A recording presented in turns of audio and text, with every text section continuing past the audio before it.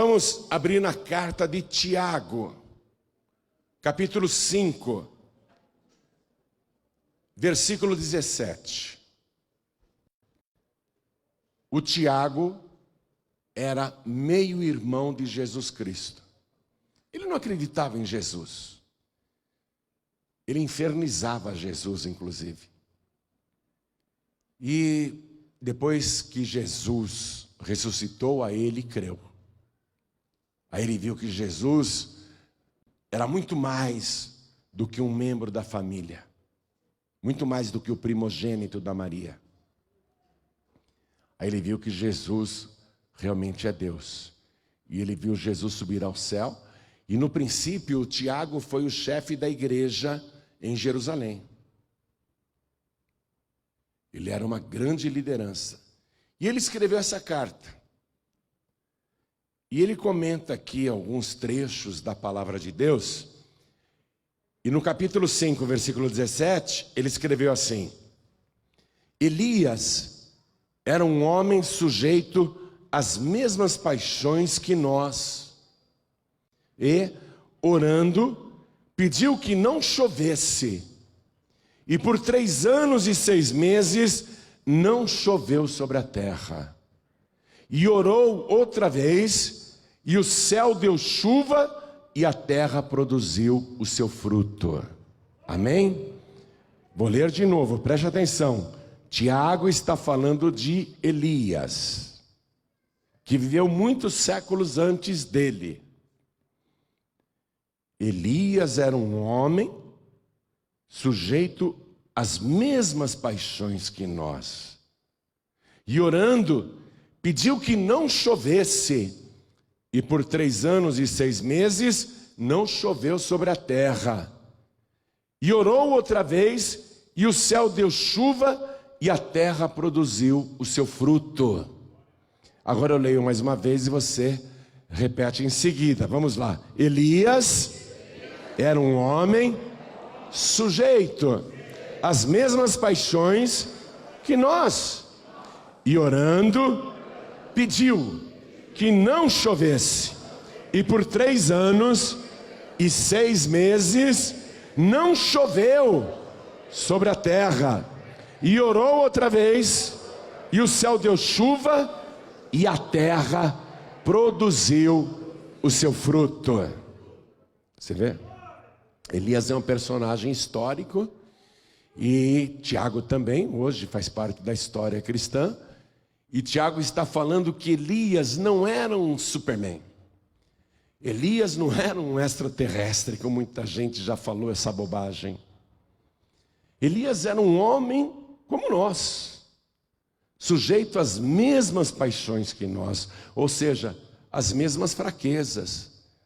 Uma pessoa que, inclusive, chegou a sentir uma profunda depressão numa certa ocasião, a ponto de se enfiar numa caverna. E ele alternava entre extrema coragem e às vezes medo. Ele era um homem assim, como nós. Nós não somos assim? Tem dia que nós matamos um leão e deixamos mais um amarrado para o dia seguinte, né? E tem dia que a gente só escuta o miado de um gato e fica se escondendo. Tem dia que nós estamos assim, com sangue nos olhos, queremos pegar o diabo. E tem dia que a gente escuta um barulhinho estranho e fica com medo. Nós somos assim, nós somos instáveis. E Elias era um homem como eu, como você, um ser humano, vamos traduzir assim. Um ser humano como nós, tá certo? Sujeito às mesmas paixões. Todo tipo de paixão, boa e má. Só que ele orou, e Jesus também confirmou isso. Jesus falou de Elias. E houve uma seca de 3 anos e 6 meses.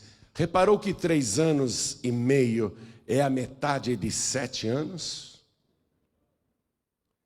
E Elias orou outra vez, e choveu e a terra produziu fruto. Então é isso que a palavra está dizendo, e eu quero saber se você acredita nesta palavra.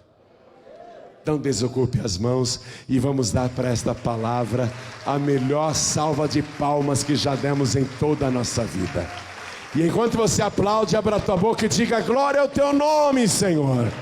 Isso, diga: glória, glória, glória ao teu nome, Senhor. Pai, eu não sou diferente de Elias, diga isso para Deus. Mas eu quero fazer as coisas que Elias fazia. Diga isso para Deus. O Senhor usou Elias, me usa também. Vai falando isso para Deus e vai aplaudindo. Pai, ouve. Esse povo te ama. E não é só o povo daqui não, em toda parte tem alguém te aplaudindo e te glorificando. Então abre o céu para receber este louvor. E sobre cada uma destas vidas, derrama a tua bênção, a tua virtude, o teu poder. Pai querido, a tua palavra vai ser pregada. Ninguém quer ouvir um homem falar, fazer discurso, nada disso. Esse povo quer ouvir a tua voz. Esse povo quer ouvir a tua palavra. Então vem com teu espírito, tome o lugar do pregador, tome a boca do mensageiro, envia a tua palavra com poder e autoridade, e que a tua palavra vá, percorra toda a terra e prospere naquilo para o qual está sendo enviada, em nome do Senhor Jesus. Diga amém, Jesus. Poder se assentar, por favor. Mas aqui tem uma coisa, no versículo 17, que o Tiago, ele colocou assim as palavras um tanto superficiais. Era um homem sujeito às mesmas paixões que nós, ok? E orando, pediu que não chovesse. Ele não orou. Ele simplesmente mandou. É isso que eu quero te mostrar agora. Vai comigo no primeiro livro de Reis, no capítulo 17. Primeiro livro de Reis, capítulo 17. Nós voltamos no tempo, voltamos muito tempo, e estamos na época de Elias. E diz assim o versículo 1.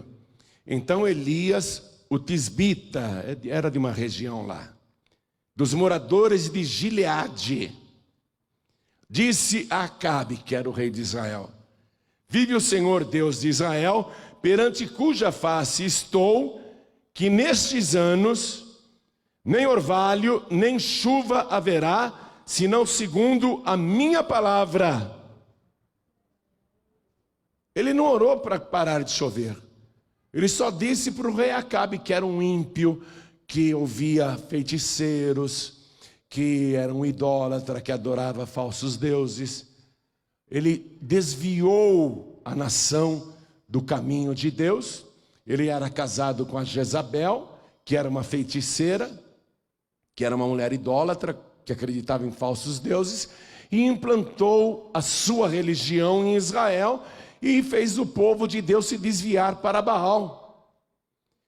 Então Elias, cujo nome significa Deus é a salvação, o Elias chegou lá para o rei Acabe e falou: você é culpado, você é o líder desse país, e eu vou te falar uma coisa, rei, não vai chover mais, acabou, não vai chover mais. E digo, não é só chuva não, nem orvalho durante a madrugada, porque lá naquela parte do mundo esfria muito à noite, e geralmente desce um orvalho, é o que mantém as plantações ainda vivas, apesar de pouca água. E o Elias simplesmente deu ordem: nem orvalho vai ter mais. Então ele não orou para que não chovesse. Ele chegou para o Acabe e deu a sentença: ó, eu sou de Deus, viu? Eu estou na presença de Deus, Acabe. Não vai chover mais, nem orvalho sobre a terra, senão segundo a minha palavra. Enquanto eu não mandar chover, não vai chover. E aí começou essa seca que devastou Israel e durou 3 anos e 6 meses. Muitas coisas vão acontecer. No final desse período de 3 anos e 6 meses, durante todo esse mal que veio sobre a terra, o Elias, ele vai fazer uma oração, sim, para que chova, mas não água. Ele vai fazer uma oração para que chova fogo do céu. E ele vai fazer uma oração extremamente curta, extremamente pequena. Capítulo 18, agora, do primeiro livro de Reis. Nós vamos ler a oração que Elias fez. A gente pensa que ele orava horas e horas, não é? Olha o que diz aqui no versículo 36. Isso 3 anos e meio depois da seca, hein? Sucedeu, pois, que oferecendo-se a oferta de manjares, o profeta Elias se chegou e disse, olha a oração que ele vai fazer. Ele se chegou a Deus. Pode cronometrar, não dá 30 segundos. A oração dele não dá 30 segundos. Ó Senhor Deus de Abraão, de Isaque e de Israel, manifeste-se hoje que tu és Deus em Israel e que eu sou teu servo e que conforme a tua palavra fiz todas estas coisas. Responde-me, Senhor, responde-me, para que este povo conheça que tu, Senhor, és Deus e que tu fizeste tornar o seu coração para trás. Isto é, fez o coração desse povo se converter. Quando ele acabou de fazer esta oração, que não deu 30 segundos, olha o que diz o versículo seguinte. Então caiu o fogo do Senhor e consumiu o holocausto e a lenha, as pedras e o pó, e ainda lambeu a água que estava no rego, sobre o sacrifício ali. Uma oração curtíssima, para voltar a chover, mas não água, fogo do céu. Agora, depois disso, depois desse sinal que choveu fogo do céu, ele vai orar para que chova o que o povo está precisando mesmo, água. Chova água, não fogo. O povo não precisa mais ser abrasado pelo calor, nem por chamas, nem por incêndios. O povo agora precisa de água. Tem 3 anos e meio que não chove. O gado morreu de sede. Famílias foram destruídas por falta de água. Pessoas ficaram doentes, desidratadas. A agricultura foi à falência. O país quebrou. E agora ele vai orar para que Deus atenda a sua oração e mande chuva de água sobre a terra seca, sobre a terra sedenta. Vê o versículo 42.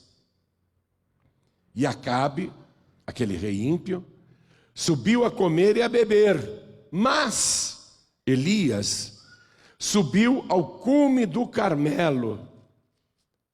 O Acabe é um ímpio, ele não vai buscar a Deus, ele não vai orar, isso não interessa para ele. Ele sabe que Deus tem o poder de abrir o céu para que venha chuva sobre o seu país, mas ele vai comer e beber. Não está nem aí. O Elias, porém, subiu ao cume do Monte Carmelo. E continuando aqui a leitura diz: e se inclinou por terra, e meteu o seu rosto entre os seus joelhos. Primeira coisa, esse homem que dava ordens, não vai chover mais. Esse homem que fazia uma oração curtinha para descer fogo do céu, vai entrar numa oração suplicante a Deus, numa posição intensa de oração. Essa posição em que Elias vai orar é, sem dúvida nenhuma, a posição mais aflitiva para uma pessoa se colocar diante de Deus para pedir alguma coisa. Demonstra a intensidade com que a pessoa está buscando aquilo. E te digo mais, até Jesus na última noite de vida fez esta oração nessa posição, prostrando-se com o rosto em terra. É uma posição extremamente difícil.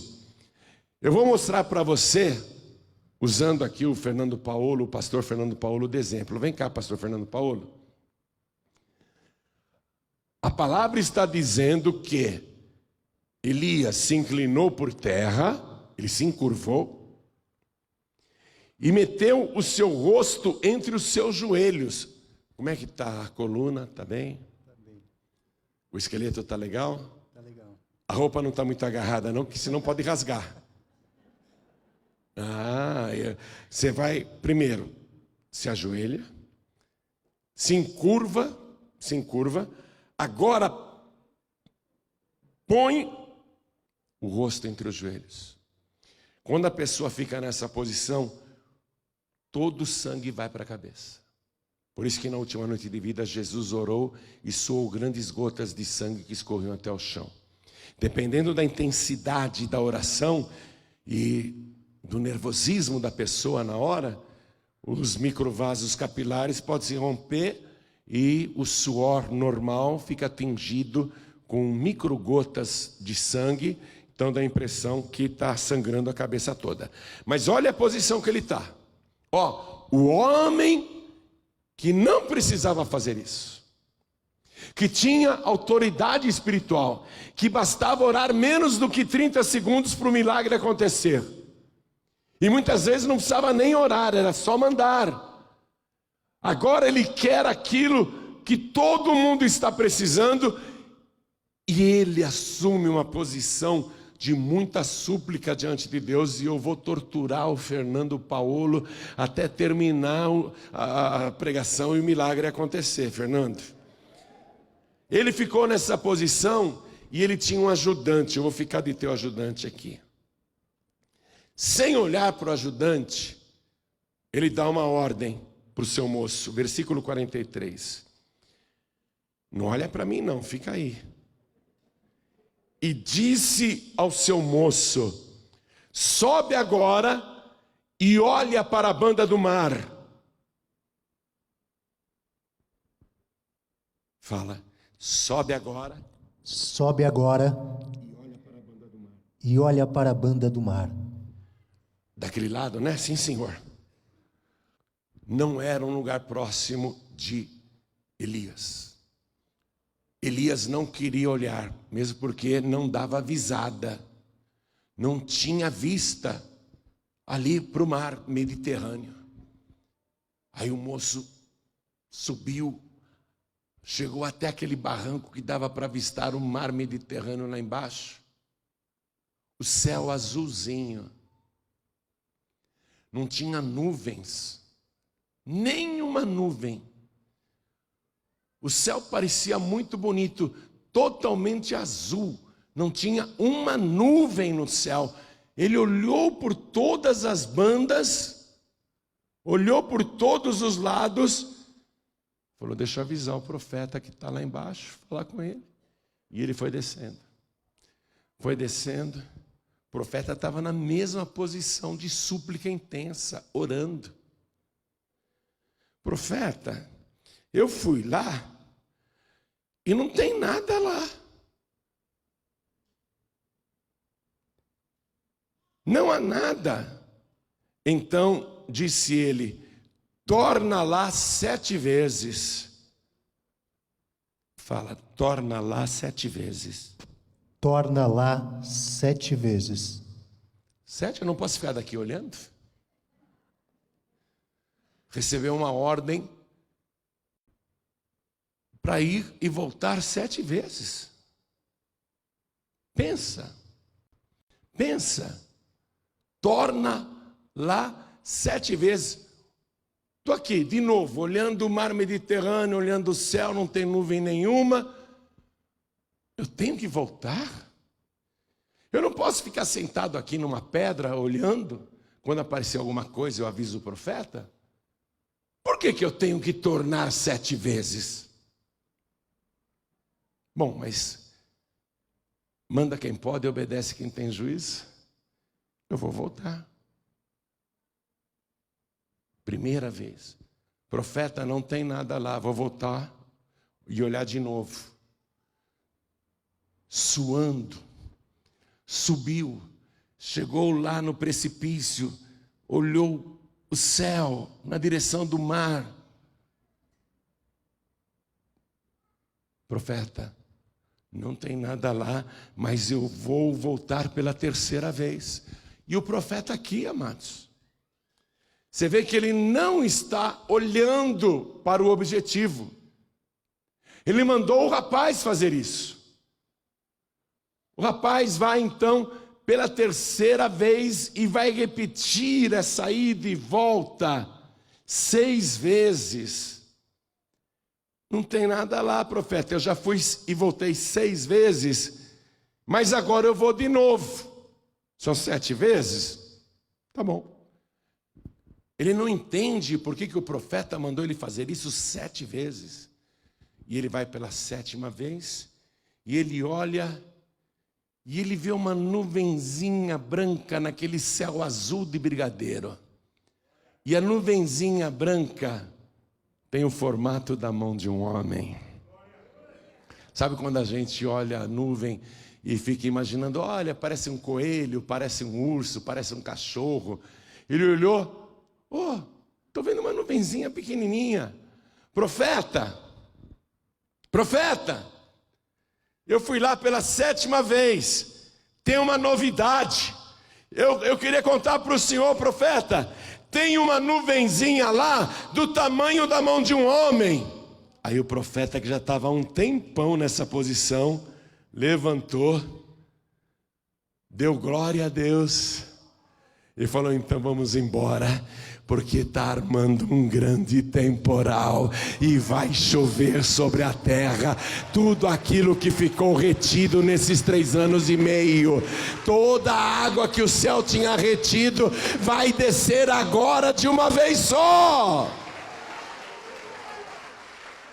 Você ficou pouquinho, o Elias ficou, não sei quanto tempo, mas não foi pouquinho assim. O que você sentiu nessa posição? Olha, em todo o tempo que eu fiquei aqui, a única coisa que eu fiz foi glorificar o nome do Senhor.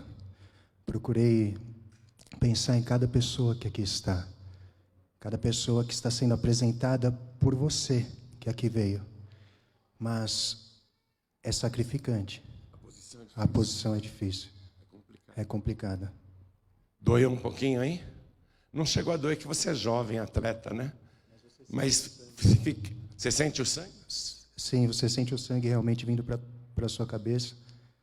É desconfortável. É desconfortável. Imagine, o profeta ficou um tempão nessa posição desconfortável, mas ele não saiu da posição enquanto o milagre não aconteceu. Atenção, era uma pequena nuvem do tamanho da mão do homem. A gente sabe de quem é essa mão. É essa mão que está vindo do céu sobre a tua vida. Tem muita coisa retida aí, não tem? Há quanto tempo as coisas estão retidas na tua vida? Essa palavra profética está dizendo, busca o Senhor, não desiste, porque a poderosa mão de Deus já está se movendo em teu favor. Deus já está movendo a mão na tua direção. A bênção já está vindo na tua direção. Acredite e dá glória a Deus. A mão de Deus está indo na tua direção. E o céu ficou escuro, minha gente. Toda a água que estava retida há 3 anos e meio veio daquela nuvenzinha pequena. Vê se você entende isso. Aquela nuvenzinha pequena que parecia a mão de um homem se transformou em nuvens espessas, daquelas que escurecem mesmo o céu, que até esconde a luz do sol. O céu que antes estava azulzinho agora ficou preto, preto de temporal. Foi enxurrada mesmo, tudo que estava retido desceu de uma vez, mas começou com uma pequena nuvenzinha. Eu quero que você vá comigo no livro do profeta Zacarias, capítulo 4, versículo 10. Vamos dar um pulinho lá rapidinho, vai. Profeta Zacarias, capítulo 4, versículo 10. Atenção. Porque quem despreza o dia das coisas pequenas, a gente costuma dar valor só para as coisas grandes. Mas a palavra de Deus não é assim que funciona. Geralmente as coisas na palavra de Deus têm um princípio pequeno. Deus gosta muito de começar com coisas pequenas. Por isso que você não pode desprezar as pequenas bênçãos. Eu estava aqui com uma dorzinha de cabeça, fiz a campanha, sumiu. É uma coisinha pequena, mas essa coisinha pequena vai se transformar numa grande bênção. A bênção parece pequenininha, mas é a partir daí que Deus começa a agigantar as coisas. Veja, Abraão, você não tem filhos? Eu vou te dar um filho, e esse filho vai te dar uma descendência inumerável, como as estrelas que estão no céu e como os grãos de areia que estão na praia do mar. Um começo pequeno, vai se transformar nisso tudo? A cidade que Jesus nasceu, a menor de Judá, Deus poderia falar, não, eu vou escolher Jerusalém para nascer, a capital. Mas ele vai e nasce na menor cidade. Deus começa um trabalho aqui na terra com 12 pessoas. Um trabalho pequeno, que depois vai tomar conta de toda a terra. Deus, ele trabalha com as coisas pequenas, e nós não podemos desprezar o dia das coisas pequenas. Estão acontecendo coisinhas pequenas, poxa, eu queria bênçãos maiores, aquelas estrondosas. Essas pequenas bênçãos vão se transformar em grandes bênçãos. Jesus olhou para os seus seguidores um dia, está no Evangelho de Lucas, capítulo 12, versículo 32. Ele falou assim: não temas, ó pequeno rebanho, ao vosso Pai agradou dar-vos o reino. Quer dizer, começa um pequeno rebanho e se transforma no maior rebanho na face da terra. Uma outra coisa, no livro de Jó, capítulo 8, versículo 7. O teu princípio, na verdade, terá sido pequeno. Coisas pequenas. Mas o último estado crescerá em extremo. Está tomando posse da palavra? As coisinhas pequenas vão se tornando coisas grandes. Tem uma palavra também em Isaías, capítulo 60, versículo 22, que diz assim: o menor virá a ser 1000, e o mínimo um povo grandíssimo. Eu, o Senhor, olha Deus falando, eu, o Senhor, a seu tempo o farei prontamente. Começa, a caminhada começa com um pequeno passo. Assim como Elias disse para o moço: vai lá 7 vezes, torna lá 7 vezes. Uma coisinha boba, pequena, mas aquela obediência desencadeou o início do milagre. Parecia insignificante, uma nuvenzinha pequena, mas foi aquela nuvenzinha pequena que encheu o céu repentinamente. Deus, ele faz as coisas pequenas se tornarem grandes. E Deus ama as coisas pequenas. A pessoa pequena para Deus tem muito valor. Eu sei que muitas vezes você se sente pequenininho, não é? Pequenininha. Não sou nada nem ninguém. Sozinho, sozinha, eu concordo com você. Você não é nada nem ninguém. Mas com Deus você é maioria. Davi era pequenininho e derrubou o gigante. Por que o pequeno derrubou o grandão? Porque ele estava com Deus. Se apega com Deus, por mais pequeno que você seja, que você se sinta, Deus, ele vai te exaltar. Deus tem prazer de fazer isso. Agora, voltando para Zacarias capítulo 4, versículo 10, porque eu só li o comecinho para você. Eu vou ler o versículo inteiro agora, preste atenção. Vou ler o versículo 10 inteiro. Porque quem despreza o dia das coisas pequenas? Aliás, diga, nunca mais eu vou desprezar o dia das coisas pequenas.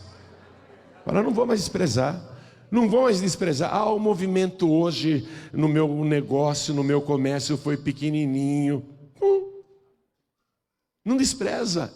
Não despreza. Vocês estão abrindo um negócio próprio. O começo pode ser pequenininho. Não despreza. Nem desanima. O teu Deus é muito grande. O teu Deus é poderoso, confia, vai dar tudo certo. O menor virá a ser 1000 e o mínimo um povo grandíssimo. Eu, o Senhor, a seu tempo farei prontamente. Espera em Deus. Falou aí? Falou?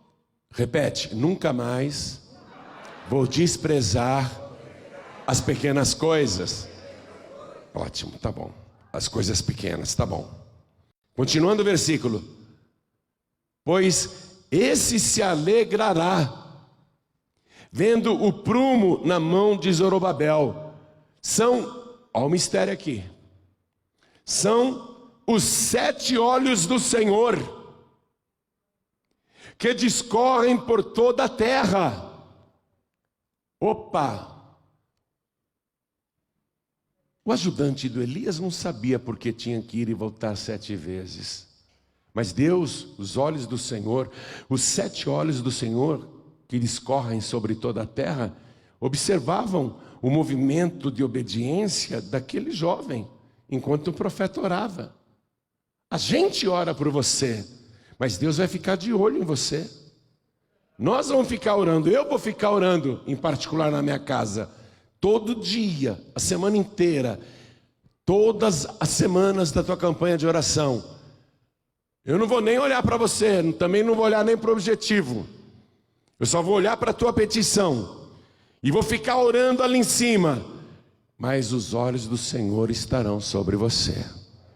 Os 7 olhos do Senhor, acompanhando o teu movimento. Agora veja, isso que está escrito no livro de Zacarias coincide com o livro de Apocalipse, capítulo 5, versículo 6. Vamos até lá, por favor.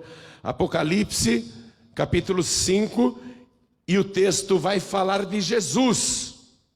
É impressionante o que você vai ler comigo. É impressionante. O João olhou lá na glória, e eis que estava no meio do trono e dos 4 animais viventes, e entre os anciãos, um cordeiro. Jesus, o cordeiro. Um cordeiro, como havendo sido morto.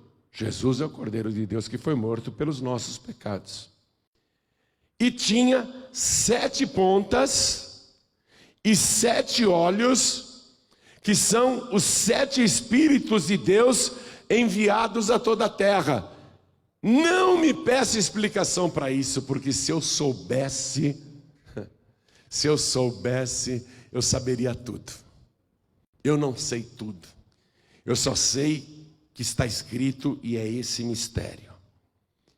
Por que Deus age desta maneira e trabalha desta maneira? E desde o princípio, desde Gênesis até aqui em Apocalipse, 7, 7, 7, 7, 7, 7, e o cordeiro tem 7 pontas e 7 olhos, que são os 7 Espíritos de Deus enviados a toda a terra. Não me peça explicação, porque eu não sei, e eu tenho certeza que nenhum teólogo no mundo sabe. Não há ninguém que possa explicar esse mistério, e se surgirem com alguma explicação, é imaginação da pessoa, é especulação da pessoa. Porque não há nenhum tipo de explicação teológica para esse mistério que nós um dia iremos contemplar e entender perfeitamente. Hoje, a maior parte do nosso entendimento está selada.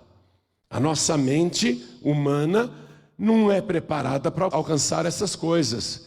E Deus não tem que ficar explicando isso para suas criaturas. Ele diz como é.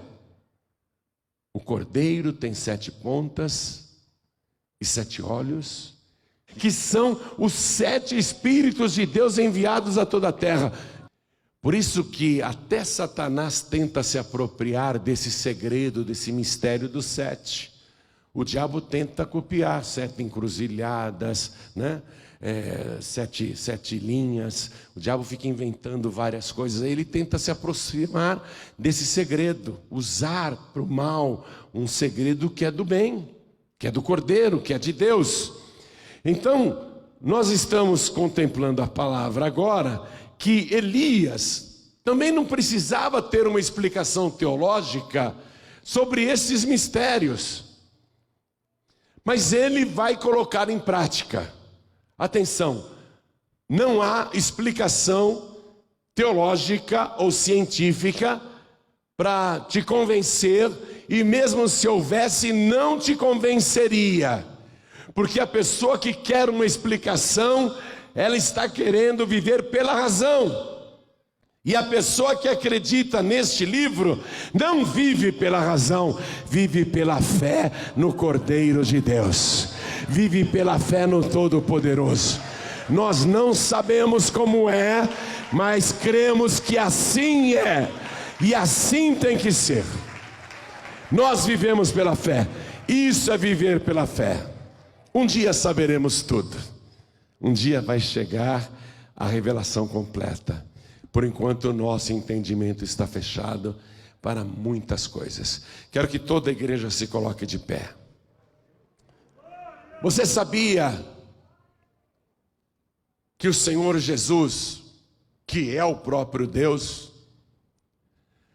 não obstante ele ser chamado de Filho de Deus, ele é o próprio Deus? Porque toda pessoa que nasce nesse mundo tem que ser filho de alguém. Ele é filho do José carpinteiro? Não. Ele é filho de quem então? De Deus. Mas ele não é criatura, ele é criador. Ele veio a este mundo para acabar com o sofrimento humano e trazer para cada um de nós os rios da água da vida, acabar com essa sequidão da nossa alma. Para muitas pessoas há muito tempo não chove bênçãos, não chove graça. Para muitas pessoas há uma sequidão total, a alma está sedenta, a pessoa se sente num deserto, a alma enfastiada. Jesus disse: quem tem sede, que venha a mim e beba. Quem quiser, tome de graça da água da vida. Ele veio com esse propósito. Então ele mesmo se gerou no ventre imaculado da Virgem Maria. E viveu como se fosse igual a mim e a você, e no corpo ele era. Jesus não tinha um corpo à prova de lança, à prova de punhal, à prova de açoites. Não tinha um corpo à prova de dores, ele não era um Superman. Jesus, como Elias, eu e você, tinha um corpo sujeito às mesmas paixões. Por isso que Jesus, como qualquer ser humano, na cruz, por exemplo, ele disse: tenho sede. Ele que é a fonte da água viva, disse: tenho sede. Por isso que Jesus, antes da cruz, foi procurar figos para comer, porque ele estava com fome naquela manhã, e ele não achou nada para comer, porque ele tinha fome.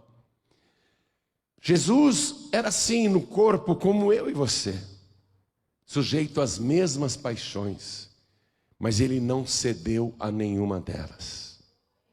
Jesus nunca pecou e nunca se achou engano na sua boca, porque ele tinha um foco fixo. Eu vim a este mundo para buscar e salvar o que se havia perdido. E eu não vim chamar os justos, mas os pecadores ao arrependimento. Eu vim para que todos tenham vida e a tenham com abundância. O Filho do Homem veio dar a sua vida em resgate de muitos. Na última noite de vida, este cálice é o Novo Testamento no meu sangue, que é derramado por muitos para a remissão, para perdão gratuito dos pecados. Ele veio com essa missão e se guardou para esta missão. Mas era uma pessoa assim, no corpo igual a nós. Mas como ele se manteve imaculado, puro e santo, como ele não tinha pecados próprios, Jesus foi para o inferno não porque pecou, mas porque ele recebeu os nossos pecados. Era o João Ribe que tinha que ir para o inferno, era você que tinha que ir para o inferno, mas ele foi para o inferno no nosso lugar, morreu no nosso lugar. Mas era impossível que o inferno o retivesse, porque ele não tinha pecado próprio, e por isso nem a morte pôde retê-lo. No terceiro dia ressuscitou e está vivo pelos séculos dos séculos. Jesus tem nas mãos as chaves da morte e do inferno. Ele é aquele que pode dar para você o que você procura. A tua vida está em sequidão, ele vai fazer chover bênçãos na tua vida. Ele já abriu o céu para isso, e as bênçãos já estão sendo derramadas sobre a tua vida. Ele quer te trazer tudo isso agora. Só o Senhor é Deus.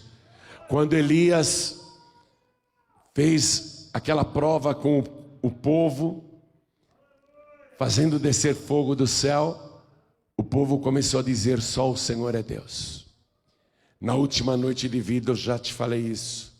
Jesus orou ao Pai: Pai, eu consumei a obra que me deste a fazer, e a tua obra é esta, que te conheçam a ti só, como único Deus verdadeiro, e a Jesus Cristo a quem tu enviaste. O Elias não era diferente de você ou de mim, mas ele tinha um propósito: convencer a nação que só o Senhor é Deus. Qual o propósito do Senhor Jesus ao nos enviar para pregar? Para que todos saibam que só o Senhor é Deus, que só Ele salva, que há um só Deus, atenção, e um só mediador entre Deus e os homens, Jesus Cristo, homem, o qual se deu em preço de redenção por todos. Ele não pegou a sua vida e falou: toma, meu Deus, estou dando a minha vida para o Senhor em favor da humanidade. A palavra é muito clara. Ele se deu, porque Ele é Deus. Ele se deu a si mesmo por todos nós, em preço de redenção por todos. Qual é o meu trabalho aqui? O mesmo de Elias: convencer você que só Jesus Cristo salva, que só Jesus é o caminho, a verdade e a vida, e fazer você cumprir essa oração de Jesus. Sabe o que eu fico triste? Que toda oração de Jesus é poderosa, e toda oração produziu milagre, e ele diz: Pai, que conheçam a ti só como único Deus verdadeiro, e a Jesus Cristo a quem tu enviaste. E a humanidade diz: não, eu prefiro outra pessoa, eu prefiro outro jeito, eu prefiro uma outra pessoa, uma entidade. É triste saber que Jesus fez esta oração e as pessoas dizem não para Ele. Mas quem diz sim, só o Senhor é Deus. Quem diz sim para Ele, ouvindo um homem como eu, que não é diferente de Elias, que não é diferente de você, quem diz sim para Ele, tem os seus pecados perdoados, o seu nome escrito no livro da vida do Cordeiro, banhado pelo sangue de Jesus, limpo de todo pecado, de toda iniquidade. E se você se mantiver com a cobertura do sangue de Jesus, um dia, você vai entrar na cidade santa pelas portas. O sangue de Jesus é o passaporte para a cidade santa.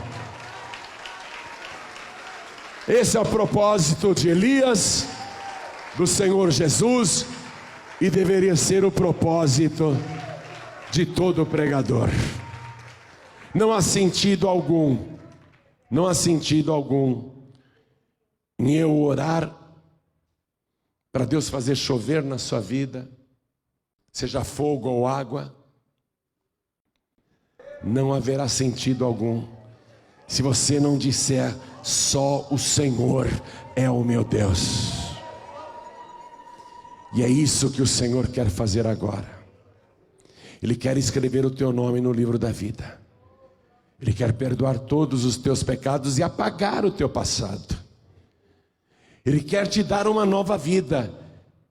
Ele quer que você nasça de novo. Nascer de novo, com esse mesmo corpo que você está aí.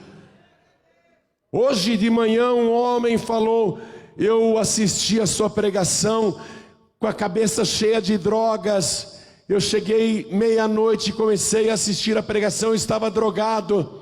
Eu falei, quantos anos o senhor usou drogas? E ele disse, 60 anos. Quantos anos o senhor tem? 74. O senhor durante 60 anos usou drogas e bebia também. Eu tenho filhas, eu tenho netos. E suas filhas te viam drogado? Viam. Meus netos também. Ele era um morto-vivo. 60 anos morto, andava na rua, dormia na rua, comia lixo, andava descalço, mas uma palavra apresentou este Jesus que é Deus, e através da exposição do Evangelho, ele foi totalmente liberto. Ele disse, eu tenho 2 filhas que moram em São Paulo, eu me mudei de Vila Velha para cá, a minha família está maravilhada, e já tem 1 ano que eu não bebo, não fumo e não me drogo. Sabe por quê? Nasceu de novo. O passado dele foi apagado, a velha criatura foi sepultada. É isso que Jesus veio fazer. Só o Senhor é Deus. Deus conhece as tuas fraquezas e os teus pecados. Não precisa chegar aqui na frente e contar para Ele nada, porque todas as tuas obras estão escritas nos livros lá em cima. Tem um livro das obras com teu nome, tudo escrito lá. E pelo livro das obras você não tem escapatória. Mas a palavra declara que tem um outro livro lá, o livro da vida do Cordeiro. E todo nome que for achado, escrito no livro da vida do Cordeiro, passou da morte para a vida. Como é que você tem seu nome escrito lá? Levantando a mão e recebendo Jesus como único, suficiente, exclusivo e eterno Salvador. Mas tem que ser de coração. Você tem que cumprir esta oração de Jesus. Pai, que conheçam a Ti só como único Deus verdadeiro e a Jesus Cristo a quem Tu enviaste. Quem aqui quer receber Jesus como único, suficiente, exclusivo e eterno Salvador? Ergue a mão assim bem alto. Ergue bem alta a sua mão. Ergue com alegria. Fala, eu quero, eu quero. Vem aqui para frente em nome de Jesus. E vamos aplaudir ao Senhor Jesus por cada vida que está chegando. Todos que ergueram as mãos, saiam dos seus lugares e venham para cá. Pode vir do jeito que você está. Pastor, eu estou doidão, eu estou com um crack na cabeça. Vem para cá que Jesus vai te libertar. Jesus vai te salvar, Ele vai te transformar, Ele vai limpar o teu corpo, a tua alma, a tua mente, o teu espírito. Vamos aplaudir mais ao nome de Jesus. Estamos vivendo um momento, gente. Vocês não acham estranho que a humanidade ainda continue usando máscara por causa dessa pandemia mundial que não acabou, e no meio da pandemia acontece uma guerra que afeta o mundo inteiro, inclusive o Brasil? Nós estamos sendo afetados. O pãozinho que você come vai custar mais caro por causa dessa guerra. A gasolina vai custar mais cara por causa dessa guerra. E isso é só o princípio das dores, Jesus disse. E ouvireis falar de guerras e rumores de guerras. E haverá pestes, fomes, terremotos. Teve um terremoto aí, ninguém deu bola, 6,3 na escala Richter. Nem é notícia mais, de tanto terremoto que tem no mundo. Maremotos, enchentes, inundações, a natureza gemendo. violência, desamor, valores invertidos, a moral destruída, a família destruída, a juventude aniquilada, o sistema do anticristo no mundo todo. Olha só, tudo pronto, tudo. Estamos vivendo um tempo difícil e não é um tempo qualquer. Foi o tempo que Jesus disse: quando estas coisas começarem a acontecer, levantai as vossas cabeças e olhai para o céu, porque está próxima a vossa redenção. Ele está falando do arrebatamento. E justo nessa hora em que se aproxima o momento do arrebatamento, justo nessa hora que é para olhar para cima, você resolve olhar para baixo, e olhar para os lados, e olhar para o mundo. Justo nessa hora você resolve sair da igreja, se afastar, desistir, ou ficar na igreja e no mundo ao mesmo tempo, hein? Justo nessa hora você resolve cochear entre dois caminhos. Não dá certo, não dá certo. Você tem de consertar a tua vida espiritual. Você tem que colocar a tua vida no altar. Você tem que abraçar este Senhor, porque Ele disse: quem perseverar até o fim será salvo. E Ele falou várias e várias vezes: vigiai e orai, para que aquele dia não vos apanhe de surpresa. Justo agora você quer parar de vigiar? Justo agora você quer parar de orar? Justo agora você resolve descambar? Filho pródigo, põe juízo nessa cabeça. Filha pródiga, acorda. Justo agora você está resolvendo curtir a vida? Não é hora. Agora é hora de você se apegar com Deus. Pastor, eu estou muito fraco na fé. Está difícil para mim. Eu não estou conseguindo seguir as pegadas de Jesus. Eu preciso de ajuda. Amém? Se você está com dificuldades de seguir Jesus e quer oração para isso, vem aqui para frente que nós vamos orar por do jeito que você está. Traga as suas fraquezas, traga tudo que está te atrapalhando, que nós vamos orar. Não é hora de desistir e não é hora de voltar atrás. Vem para cá. Por isso que a palavra manda orar uns pelos outros. A gente vai orando uns pelos outros. Vamos aplaudir mais ao nome de Jesus. Você que está assistindo pela TV ou ouvindo pela rádio, ou no youtube.com/joãoribes, entrega a vida para Jesus, volta para Jesus, se ajoelha ao lado do teu televisor, do teu rádio, do teu computador, se apega com Deus. Não tem uma paz e vida perto de você? Procura uma igreja que prega a palavra, que não faça comércio da fé, que não explora a ingenuidade das pessoas, onde não há mistificação da fé, onde a palavra pura é pregada e onde Jesus é exaltado como o próprio Deus. E aí você frequenta a igreja. Se não tem uma paz e vida perto de você, mas se tem, vai para paz e vida. Se não tem paz e vida, procura uma igreja desse jeito que eu te falei. Mas não fique solto desse jeito. Não fique. A ovelha tem que estar no rebanho que Cristo é o pastor. Jesus é o pastor. Então, você que está numa cadeia, num hospital, quer entregar a vida para Jesus? As cadeias estão cheias de pessoas que têm nomes bíblicos: Lucas, Daniel, Mateus, Samuel, tudo preso pelo tráfico. Crianças que antes eram da igreja, cresceram e foram para o crime. Onde você foi parar? Olha o que você ganhou aí, olha, na cadeia.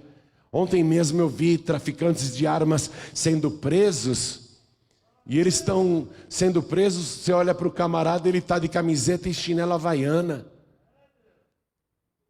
Você vê os traficantes sendo presos, eles estão tudo em buracos. O que o crime está te dando? Você conhece a palavra, volta para Jesus, se arrependa dos seus pecados. Se conserta com Deus, Jesus está voltando. Se você voltar para Jesus aí nessa cadeia, Quando a trombeta soar, se você for de Cristo, você sobe daí mesmo. Essa cadeia não vai te reter se você for de Cristo. Então entrega a vida para Jesus. Pessoas em penitenciárias femininas, mulheres, moças, jovens, que se envolveram com drogas, com tráfico. Filha, volta para Jesus. Está na hora. Jesus está voltando. Nós vamos orar agora. Nós vamos fazer a nossa oração. Se mais alguém quer vir para frente, pastor João Ribe, eu quero receber uma oração para me fortalecer na fé. Então vem aqui para frente também. E eu vou dobrar os meus joelhos aqui diante do altar. Aproveita, corre, que ainda dá tempo. Coloque a mão direita sobre o teu coração assim. Até uma criança entende, né, mãe? Hein? Até uma criança. Como é teu nome, menina? Hã? Miriam. Até a Miriam entende. E ela, como chama? Você? É, a Marta. Então olha aqui, até uma criança entende. Marta e Miriam, até uma criança entende a palavra. Então coloque a mão direita sobre o teu coração. Ore assim comigo. Meu Deus e meu Pai, meu Deus bendito, eu não sou diferente do ser humano Elias. E o Senhor Jesus, quando estava num corpo humano como o meu, entendeu as aflições da nossa carne. E é por isso que o Senhor é capaz de me entender e de me perdoar e ver o meu sincero arrependimento. Por isso, Senhor, eu te suplico agora, mesmo eu sendo pó e cinza, faz de mim uma vida eterna. Me dá agora a alegria e a certeza da eternidade, da minha salvação. E eu tenho direito a isso, porque eu declaro que o Senhor Jesus é o meu único, suficiente, exclusivo e eterno Salvador para todos sempre. Amém. Continua assim, deixa eu orar agora. Toda a igreja estenda as mãos na direção das pessoas aqui na frente. Vamos orar. Pai querido, eu oro por cada pessoa que veio aqui na frente dobrar os joelhos. Mas há um número incalculável à distância, em toda parte, tanto no Brasil como fora do nosso país. Pessoas estão prostradas agora, ajoelhadas na tua presença, suplicando o teu favor, pedindo perdão. Então atende agora cada uma destas pessoas, e do jeito que ela te pediu, com arrependimento, perdoa os seus pecados, apaga o seu passado. Eu disse para ela que se ela viesse entregar a vida ao Senhor, o Senhor a receberia do jeito que ela está, mas que ela não continuaria como está. E é isso que tem que acontecer agora. O Senhor a recebeu do jeito que ela está, mas ela não vai voltar para casa desse jeito. Hoje ela vai retornar para casa com a alegria da salvação, a vida espiritual renovada e transformada, e passando a desfrutar a partir de agora de uma vida de milagres, de uma vida transbordante, não mais uma vida de sede, onde a alma suplica pela água da vida e até hoje não tinha encontrado. Meu Deus, hoje o teu filho, a tua filha está entrando no rio da água da vida. E o Senhor disse: quem quiser que venha a mim e beba. E esta pessoa quis. Então, Senhor, dá a água da vida para ela. Sacia a sede desta pessoa. Derrama aquela chuva de bênçãos que vem diretamente do céu. E tudo que estava retido na vida desta pessoa até hoje, libera para ela agora. E quero, junto com esta vida transbordante, eu quero libertação de todo e qualquer vício, libertação de toda e qualquer perturbação ou depressão. Eu quero libertação de toda tristeza e doença. Eu quero que quando esta oração terminar e esta pessoa se levantar, o rosto dela esteja resplandecendo. Eu quero que o teu rosto, Senhor, resplandeça sobre ela. Por isso agora estou abençoando cada uma destas vidas que estão de joelhos diante do teu altar e todos que estão à distância, se rendendo ao Senhor. Eu abençoo cada uma destas vidas em nome do Senhor Jesus, o nosso único, suficiente, exclusivo e eterno Salvador. Assim seja feito. Amém, Senhor. Diga amém, Jesus. E vamos nos levantar e aplaudir ao nome de Jesus. Vamos dar uma grande salva de palmas para Jesus.